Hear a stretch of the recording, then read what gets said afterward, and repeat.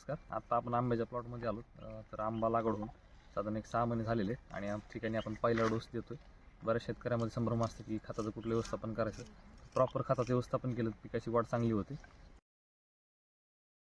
तर या ठिकाणी आपण सिंगल सुपर फॉस्फेट साधारण 2 बॅग, त्याच्यानंतर 20-20-013 त्या पण 2 बॅग, हे झालं 200 किलो. त्याच्यानंतर आपण मायक्रोन्यूट्रिएंट साधारण 20 किलो, त्याचबरोबर लिंबोळी पेंट ही चांगल्या क्वालिटीची एक साधारण 80 किलो, त्याच्यानंतर बेंटोनाइट सल्फर हे साधारण 20 किलो आणि मासळी खत हा पण साधारण 100 किलो म्हणजे 2 बॅग, असं पूर्ण कॉम्बिनेशन करून एका झाडाला साधारण 250 ग्राम ते 300 ग्राम खोडापासून साधारण 1 फीटाच्या अंतरानं रिंगण पद्धतीने आपण घालणं सुरू आहे.